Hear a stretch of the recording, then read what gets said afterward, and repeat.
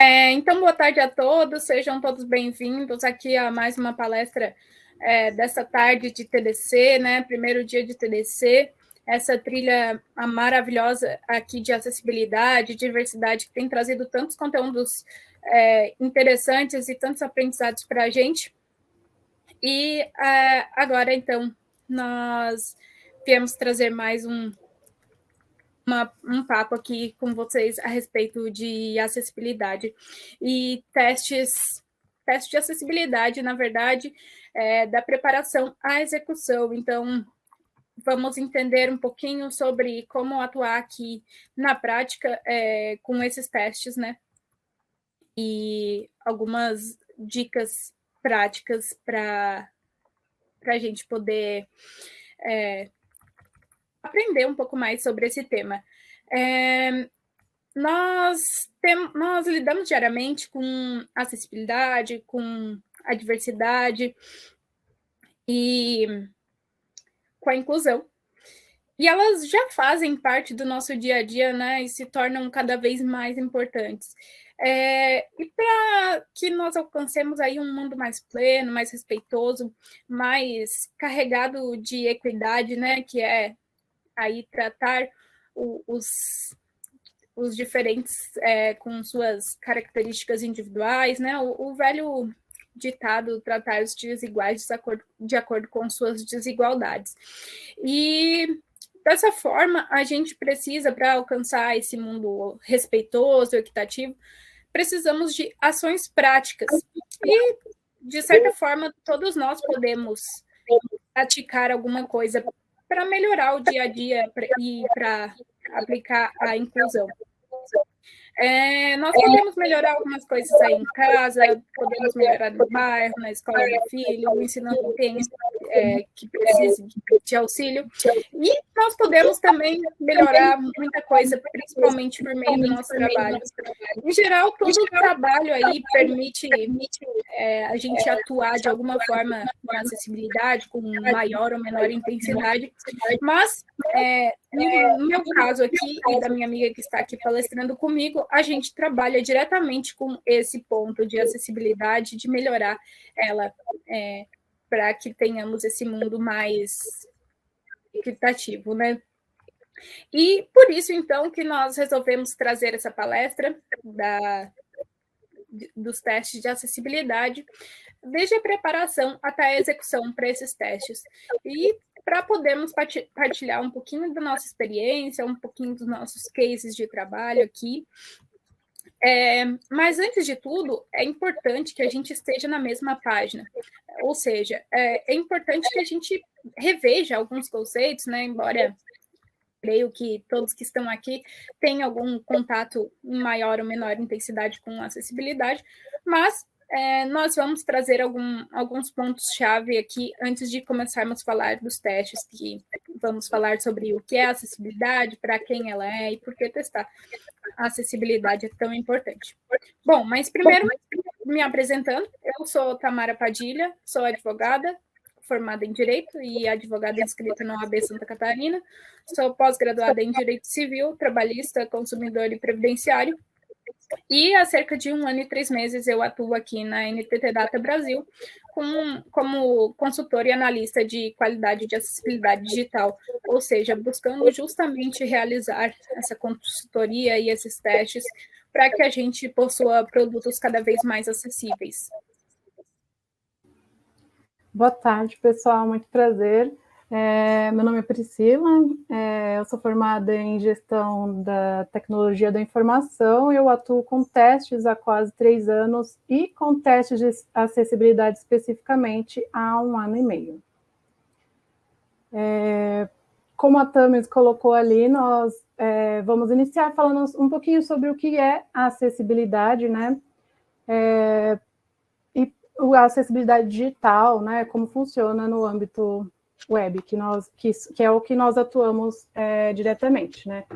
Então, quando a gente fala de acessibilidade, a gente está falando diretamente sobre a inclusão, né?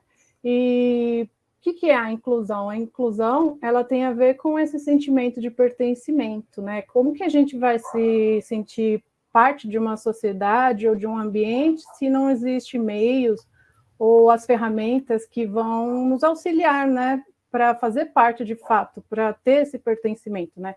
Então, se não existem pessoas com quem você se conecta, porque essa conexão ela vai vindo compartilhamento de experiência, né? Então, se você não tem uma representatividade, se não existe acessibilidade, não existe inclusão.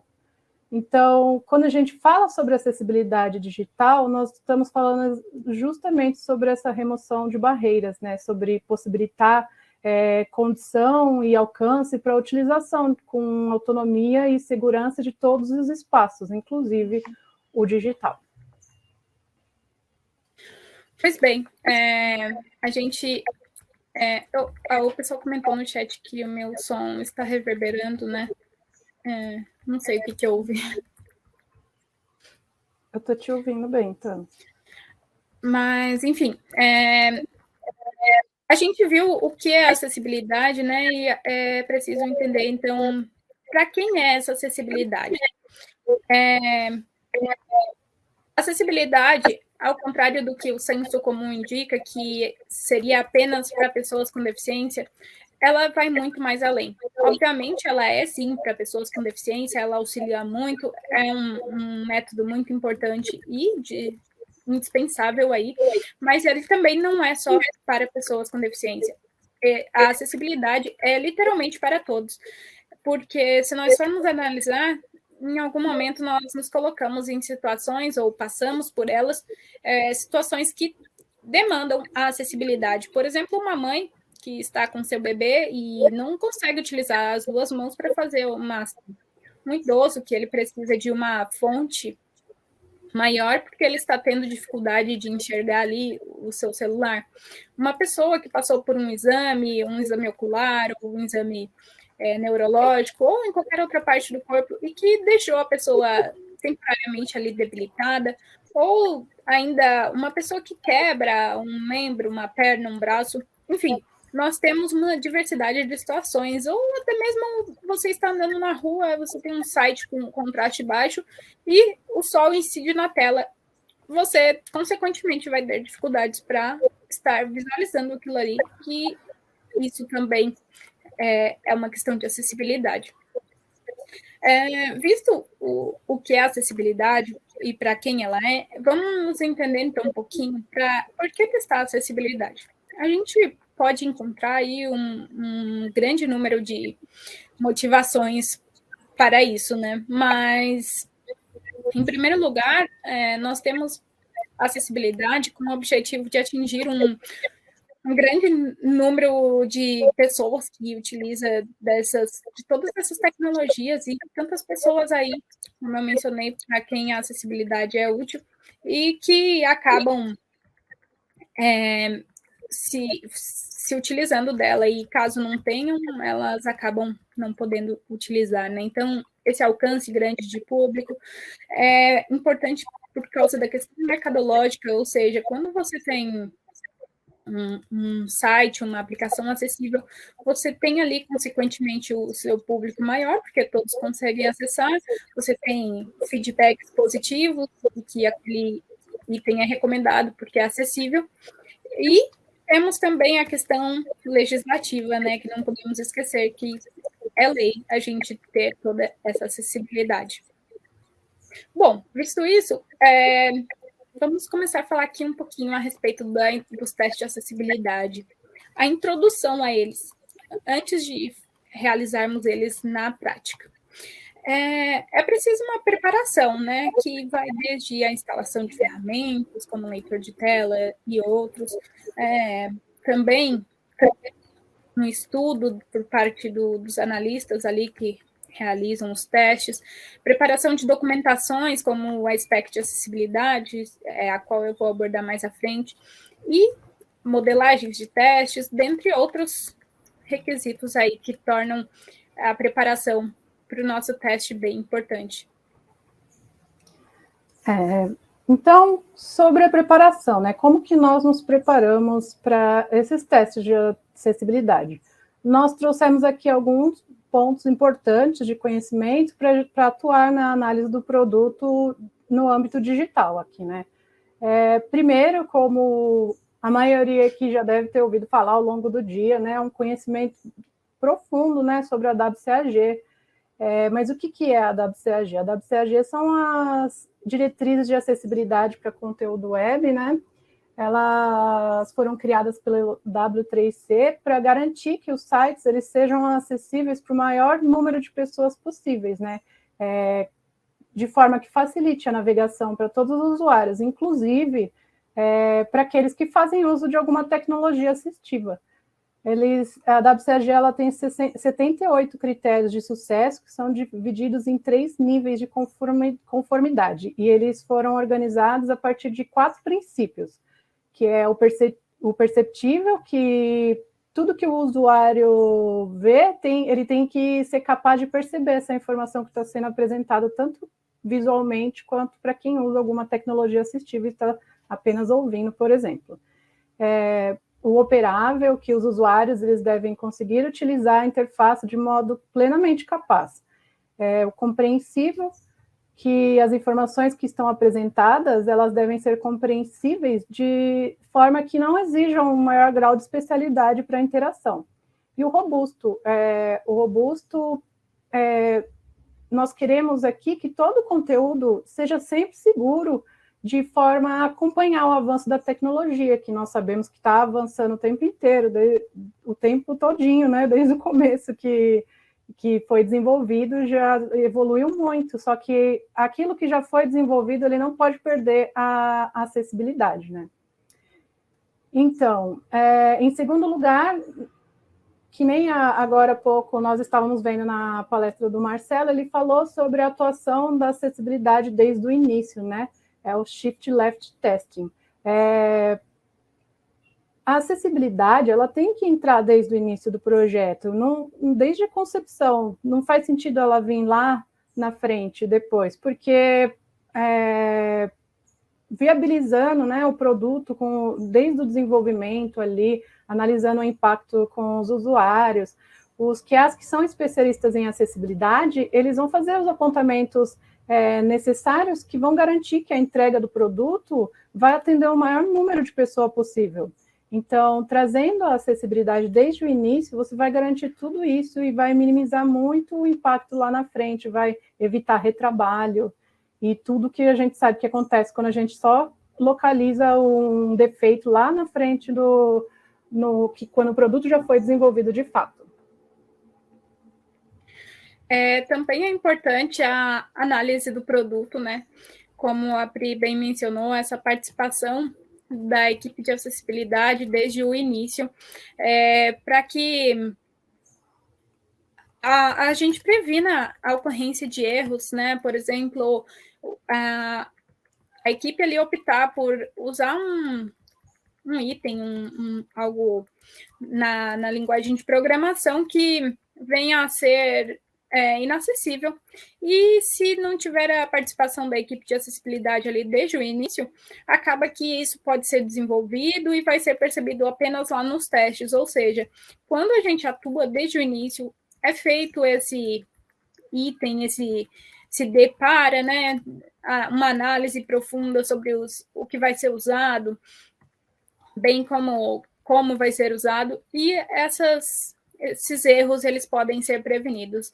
Nunca vai ser por completo, os testes eles vão ter que ocorrer ainda, porque entre o planejamento e ainda existe a execução, né, o desenvolvimento, que pode haver alguma divergência ali, mas ele previne muitos erros e muito retrabalho, como a Pri bem falou. Um documento bastante importante nessa análise é a spec de acessibilidade, que na verdade é o protótipo, né, dessa tela que vai ser trabalhada desse produto. O que é a spec de acessibilidade? Ela é um documento que descreve os itens que terá na tela e como eles deverão funcionar ali para acessibilidade. Por exemplo, nós vamos imaginar uma tela cujo primeiro item é um botão de voltar. Então, vamos ter escrito ali, o item terá semântica de botão e sua literal será voltar. Ou seja, isso vai descrever para o desenvolvedor que ele precisa colocar um item ali, um botão, e que o rótulo disso vai ser voltar. Então, em que momento que nós vamos entrar com a execução de fato? Nós já sabemos um pouquinho sobre quais são os conhecimentos necessários para fazer esses testes, né? Então, lembrando que no mundo ideal, né, nós já tivemos a atuação inicial, então, com certeza, os impactos já foram minimizados e chegou já a tela desenvolvida, já foram feitos os testes de componente, a integração está ok, não existe mais nenhum bug funcional. Agora entra a equipe de acessibilidade, né?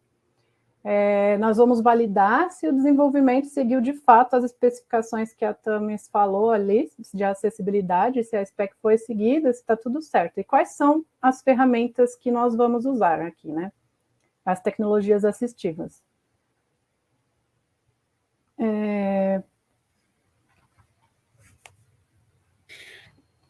Sim, a gente tem ali, né, o desenvolvedor tem a tela, a gente analisa o produto, o desenvolvedor tem a tela pronta, e aí, então, acontecem os testes, né, tanto de funcional quanto de acessibilidade. Para que a gente faça esses testes, existem algumas ferramentas, como os principais, né, para testes mobile, a gente utiliza ali os devices físicos, o Android, né, com um celular com sistema Android, e o TalkBack como leitor de telas. Utilizamos também no iPhone o iOS e o VoiceOver como leitor de telas, e para o computador usamos o NVDA, o JAWS, embora o NVDA seja o mais comum por ter toda uma questão gratuita, né? E testamos ou com Windows ou Mac, enfim. Os testes de acessibilidade, eles são realizados em dupla, em geral, e essa dupla é composta, via de regra, por uma pessoa visual e uma pessoa não visual, ou seja, uma pessoa que enxerga e uma pessoa cega. Por exemplo, eu e a Priscila já atuamos como dupla, ela é uma pessoa visual e eu sou uma pessoa não visual. E nesse caso, a gente atua ali em conjunto para que sejam prevenidos um maior número de erros. E por que uma pessoa com deficiência visual? Por que não uma pessoa que está dentro do espectro autista, uma pessoa com deficiência física? Na verdade, essa questão se dá porque o leitor de telas é uma das tecnologias mais específicas e nós precisamos, então, de alguém que esteja ali no uso dele, no seu dia a dia, né? Então, o que há de acessibilidade, ele traz, o não visual, ele traz a sua experiência do dia a dia, mais a questão de estudos técnicos, é óbvio. E, então, eles fazem ali essa análise em conjunto para prevenir muitos erros, né? E é de extrema importância, porque, por exemplo, o QA não visual pode estar ali passando na tela um item e ele falar, aqui está escrito carregar mais.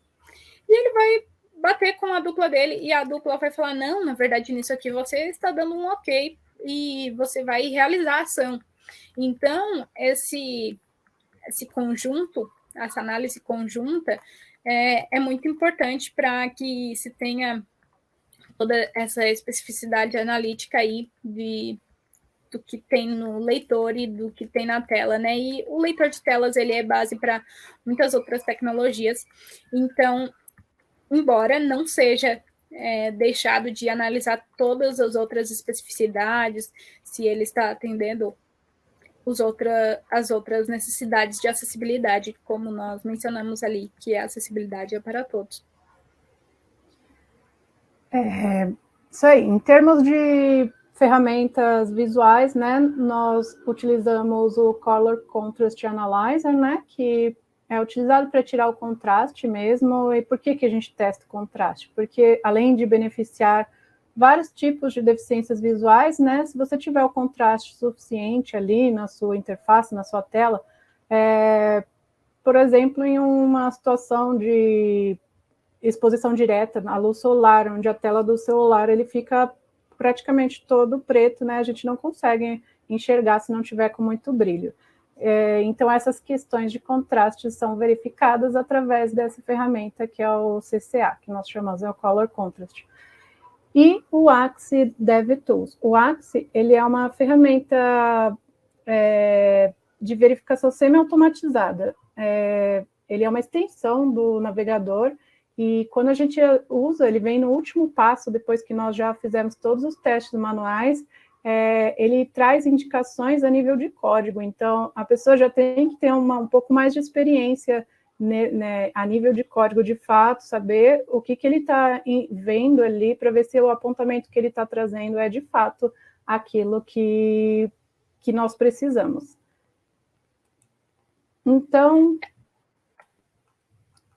falando mais um pouquinho aqui sobre o que testar, né? Nós já verificamos ali quais são as preparações que nós fazemos, quais são os conhecimentos. Nós estamos aqui na página do TDC. Fizemos já os apontamentos quais os testes que vão precisar ser executados. Então, quais são os testes de fato ali? Em termos visuais, nós fazemos diversas verificações, né? Nós verificamos o foco visível, que vai ajudar na localização em tela, verificamos o contraste, como eu falei, se a relação da cor principal com o fundo está ok, se a área de toque tem um tamanho recomendado, porque se for um botão muito pequenininho, é difícil acionar ele por lá. Se ele está seguindo a ordem lógica, né? Eu estou vendo que existem 3 botões, mas ele passa do primeiro para o segundo botão, para o terceiro botão direto e ignora esse segundo. É uma verificação que nós fazemos também, se ele está seguindo essa ordem lógica e se está tudo ok. E também tem os testes não visuais. Sim, nos testes não visuais nós temos inúmeras validações aí para fazer, mas eu vou trazer o exemplo de algumas que obviamente não se esgotam no conteúdo que nós estamos trazendo hoje, nem na parte visual, nem na não visual, né? Porque uma tela demanda muitas outras análises que nós ficaríamos aqui muito mais de um dia falando a respeito. Mas algumas importantes são a verificação da semântica do componente, ou seja, como eu mencionei, se um item deve ser um botão, se a semântica dele está ali setada no HTML corretamente, né? Como bem o Salles apontou mais cedo a respeito dessa importância das marcações corretas no HTML. A gente pode validar também o idioma da página, se ele está correto, porque se ele não for aplicado corretamente, acaba que o leitor ele faz as leituras como se ele estivesse em uma página em inglês, com a pronúncia em inglês, por exemplo, ou em outro idioma, sendo que nós provavelmente estaremos em um site em português, né, por estarmos no Brasil. Então, verificar ali se ele está com o idioma português ou se ele é um site em inglês mesmo, verificar se ele está com o idioma correto. A gente também pode validar a hierarquia de cabeçalhos, ou seja, esses cabeçalhos eles são de suma importância aí para usuários de leitores de tela, porque acaba que eles servem de pontos, né, de partida para que o usuário possa navegar ali com uma maior agilidade, com uma maior facilidade e se localizar entre as seções do site. E essa hierarquia ela deve seguir uma ordem de acordo com a WCAG, e nós validamos essa hierarquia também. Podemos validar também o funcionamento de campos de formulário, por exemplo, se eu estou colocando um dado incorreto, se ele está me trazendo um feedback a respeito desse dado incorreto, ou se ele está me informando dicas do que eu preciso preencher ali. Enfim, várias validações aí a respeito desses itens. Agora, a gente fez aqui uma pequena validação de alguns minutos no site do TDC, onde nós encontramos alguns defeitos, algumas coisas bacanas também, e nós trouxemos isso em vídeo para mostrar para vocês a execução na prática, além dessa teoria, né? Sim, essa aqui nós executamos no computador, né? com o NVDA, e eu vou passar o vídeo agora para vocês. Quem vai estar compartilhando na hora vai ter sido a Tamara, que assim ela compartilhou direto com o leitor de telas.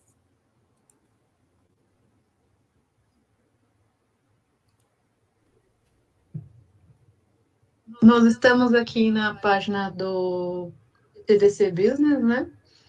E nós vamos fazer uma execução aqui numa parte dela para ver se nós conseguimos encontrar alguns bugs aqui para trazer como exemplo. Ou alguns pontos de sucesso, né?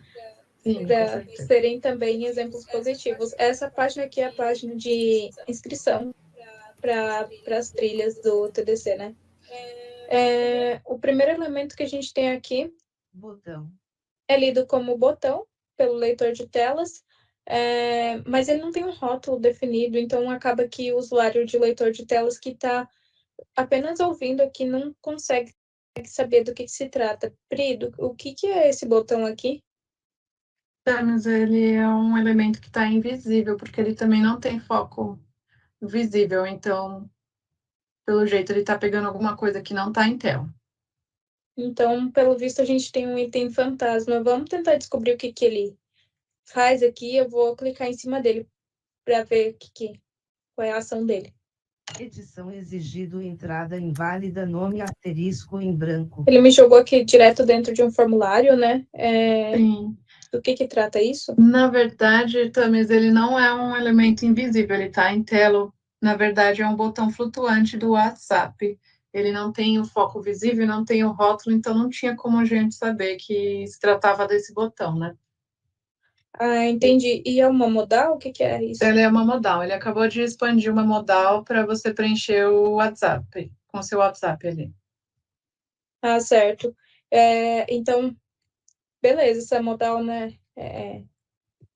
Aqui para preencher, mas como a gente está analisando essa página inicial aí, essa página de inscrição, vamos voltar para lá. Eu vou tentar fechar aqui a modal com ESC. E o ESC não está funcionando nesse caso para fechar.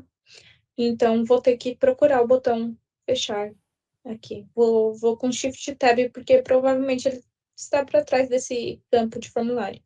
Botão. Fechar gráfico, botão. Aqui. A gente tem foco nesse botão? Tem. Esse botão ele tem foco visível. Tá certinho, exceto pela parte que ele fala que é um gráfico também, né? Além de falar que é um botão. Sim, ele trata como se a gente tivesse uma imagem aqui dentro, né? Sim. Vou acionar ele, então. Botão. E voltamos aqui para o primeiro elemento, né? Que agora descobrimos que é um botão flutuante, então ele precisava ter um rótulo aqui indicativo e um foco visível para oferecer ao usuário uma localização ali na tela, né? Sim. Agora eu vou descer usando o tab. Navegação, marco, página inicial, link. Temos aqui a página inicial. Na verdade ele está no logo aqui do TDC, mas eles não colocaram nenhuma descrição para a imagem, eles trataram só como um link mesmo para retornar para a página inicial. Sim, e como se trata de um logo que identifica aí a marca do TDC, seria importante para que o usuário conhecesse, né, que aqui se trata de um logo. Não precisaria, talvez, da descrição do que contém nesse logo, mais uma informação de logo do TDC, né? Sim, ficaria... Eu acho que ficaria melhor explicado aqui, né? Seria mais interessante se tivesse. Mais completo para o usuário poder entender, né, o que acontece. Sim, não perder nada, né? Nenhum elemento. Sim, eu vou agora continuar navegando aqui. Lista com 6 itens TDC 2022. Link que conheça as trilhas do evento, selecionando a edição desejada. A gente tem aqui uma lista, né, com 6 itens, então é bem bacana porque está ordenado aí em uma lista não ordenada, na verdade, né, mas ele informa que a gente tem 6 itens aqui dentro e isso dá uma ideia para o usuário de quantos itens ele vai encontrar aqui, né? Ele tá legal também porque ele tem ali um complemento, um texto complementar pro link, né? Que traz um contexto ali do que vai fazer quando você acionar ali o link, né? Sim, a gente tem aqui o rótulo visível e depois um texto complementar para o leitor de telas que se faz necessário nesse caso para explicar o que vai fazer quando clicar nesse link, né? Será que quando a gente clica nesse link ele leva para uma nova página? Porque ele aparenta ser um link, né? Sim, Thames, visualmente ele tem um símbolo que é uma seta para baixo que ele indica como se fosse expansivo ali, né? Então, aciona ele para a gente ver como que fica. Sim, vamos ver aqui se ele expande. Eu vou até passar com as setas para ver se ele tem alguma informação de que ele é expansível. Fora de lista com 6 itens link TDC 2022. Aparentemente, com o leitor eu não identificaria, né, que ele é um item expansível aí. Expandido. Mas ele trouxe tem até o feedback, né? Sim. Lista com 7 itens, item de menu, datas e locais. E ele ainda fala aqui, né, mais uma vez, numa lista, o que há aqui dentro, que há 7 itens, né? Fora de lista expandido link TDC 2022. Recolhido. Recolhi, então, ele, né, a questão de feedback está bem bacana, ela fala que foi expandido, que foi recolhido, então isso dá uma boa localização para o usuário. Sim. O outro ponto que eu traria de atenção aqui também, Thames, é que apesar de visualmente eu estar vendo aqui que o item TDC 2022 trocou a cor em relação ao fundo. Antes ele estava um cinza mais claro e quando você entrou com ele em foco ele ficou branco, tá? Particularmente, eu acredito que é muito melhor você encontrar, de se localizar na tela ali, se você tiver, de fato, o foco visível, que é aquela borda que fica ao redor. Se você puder dar um Shift Tab, por favor, Thames, para mostrar. Página em Essa borda... itens TDC 2000. Volta mais uma vez, por favor, até o logo. Página inicial. inicial. Tem uma borda ao redor branca ali, porque está no fundo preto, então com o branco deu um bom contraste. Só que quando a gente entra nos itens do menu ali, ele não tem esse foco que é a borda ao redor, ele só tem essa mudança na cor da letra. O que pode complicar na percepção, né, aí do usuário. Isso, exatamente. Pode atrapalhar bastante. E, de repente, a pessoa nem se localiza, na verdade, né? Pode seguir. Vou continuar aqui explorando esses itens do menu. Lista como participar. Link Esse também. Como participar do TDC. Ele traz também a mesma questão de foco?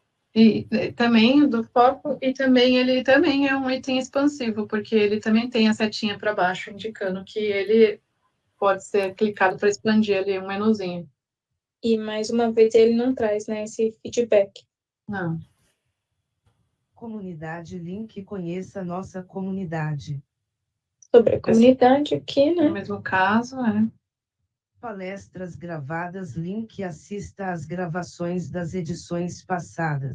Aqui sobre as palestras gravadas. Sobre o TDC. E aqui sobre o TDC, né? Mas aqui teve um problema. Dá um Shift Tab, por favor, Thames. Palestras gravadas, link, assista. Logo após o palestra gravadas, ele ainda tem mais um item, que é o TDC Store. Só que ele pulou direto sobre o TDC. Então, nossa, o Tab não pega realmente isso. Vou ver se ele pega com as setas. Item de menu TDC Story. Com a seta ele pega. Aqui, como um item de menu, não tá pegando como um link, né? Provavelmente eles fizeram uso de um atributo área aqui. E com o atributo área, ele deve ter substituído a semântica original dele para essa semântica de menu item. E porque ele virou um item de menu, ele não tem o foco ali com o tab por causa disso, né? O item de menu, ele navega dentro das setas, né? Que é no caso desses botões que são expansivos ali. Sim, então aqui a gente tem vários problemas, né? Ele não é pego como um item de ação pelo tab, porque ele não está com a semântica correta, isso faz com que ele também não tenha foco, né? E faz com que o usuário que está navegando por tab, ele perca a informação, porque se a gente não estivesse navegando juntas aqui, eu não saberia que ali eu havia pulado um item, e um item bastante importante, né, que é a TDC Store.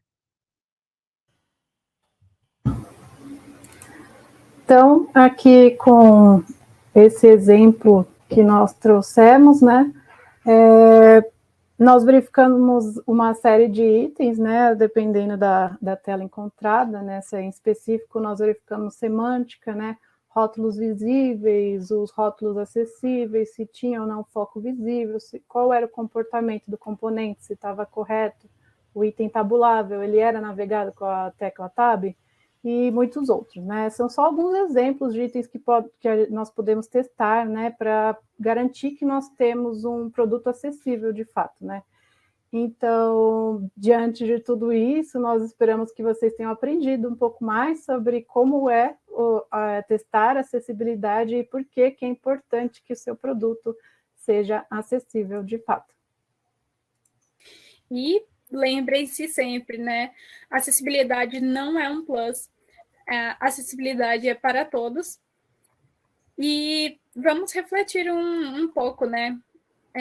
Por que você, enquanto organização, não está se comunicando com todos? Se você fizer isso, o seu produto, né, se torna muito mais valioso, fortalece sua marca e, além disso, nós atuamos aí para uma causa social, né, tornando uma sociedade mais igualitária e cumprimos a lei. Então, vamos acessibilizar, porque o futuro ele é acessível. Isso mesmo.